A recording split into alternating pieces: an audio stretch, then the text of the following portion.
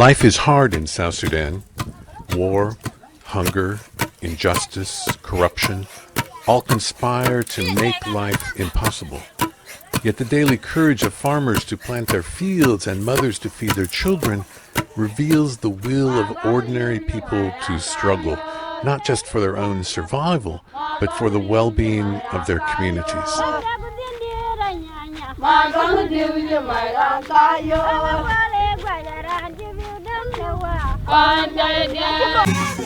The world witnessed that courage during South Sudan's long struggle for independence, and it also witnessed how the church remained stubbornly present, accompanying the people with pastoral care and prophetic leadership in difficult times. With eventual independence, the church remained at the people's side, but new occasions taught new duties, and church leaders realized that they had a unique opportunity to help form a new generation of leaders for a new country. For that, they needed help. And in 2005, the same year as a peace treaty brought an official end to war, the nascent country's bishops appealed to the Universal Church to come to South Sudan and lend a hand. From that initial appeal came what we today know as Solidarity with South Sudan, a prophetic community of Jesus' disciples living and working in solidarity with the people of South Sudan. At the invitation of the bishops and in partnership with them, Solidarity seeks to collaborate in building God's reign in South Sudan, particularly in the formation and training of teachers, healthcare workers, and pastoral agents. As Solidarity builds the capacity of the people, its members hope to reveal God's love, compassion, and enduring faithfulness toward all.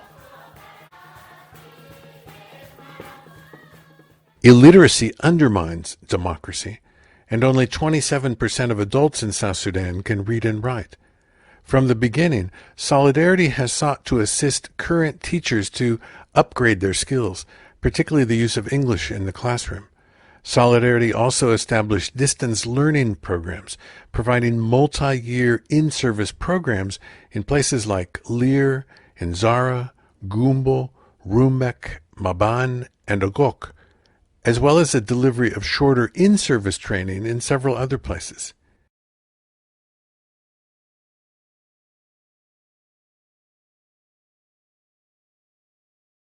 In 2012, Solidarity began training teachers in full-time pre-service programs at campuses it constructed in Yambio and Malakal. The Malakal experience was short-lived, as the teaching college and Solidarity residents were looted and damaged when renewed conflict broke out at the end of 2013.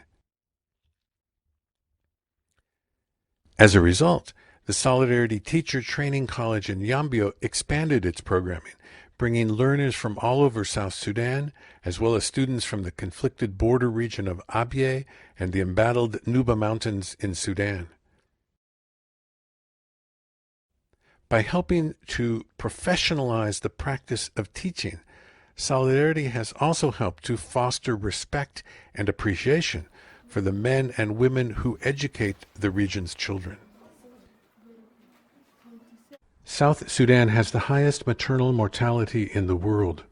Along with other key health indicators, that reflects an environment where basic health education and treatment have been missing for many years. At the request of the bishops, Solidarity took over and renovated the Catholic Health Training Institute in Wau, welcoming nursing students in 2010 and midwifery students in 2012, both enrolled in diploma-level courses whose curriculum is approved by the government's health ministry. Taking advantage of both government and church-run health facilities in Wau to gain their required practical experience, the 3-year programs have now graduated nurses and midwives who have returned to their home communities to help people experience the fullness of life as promised in the Gospels.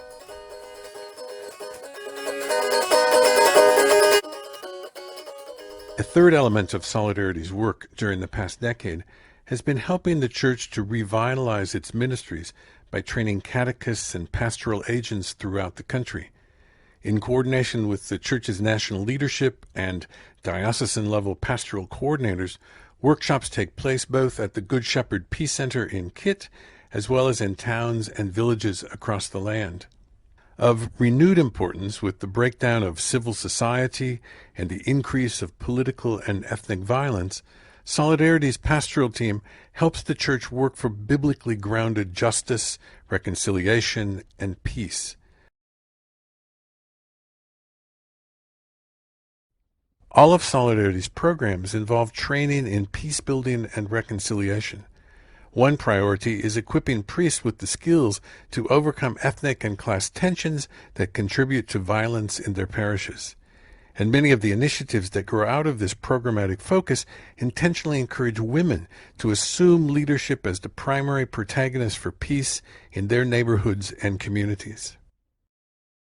Solidarity initially established a farm in Rimense as a way to produce food for the college in nearby Yambio, but over the years it has expanded considerably and now serves as a regional hub for training in improved agricultural techniques.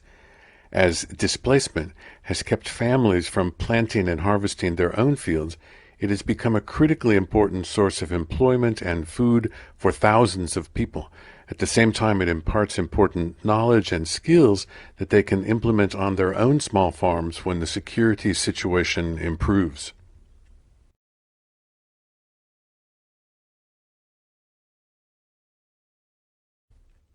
The gatherings around Solidarity's tables reflect an exciting model of religious life that shares resources and personnel in an innovative fashion, stepping over traditional boundaries between congregations and traditions to focus on how the Church Universal can work with passion and compassion to empower a local faith community.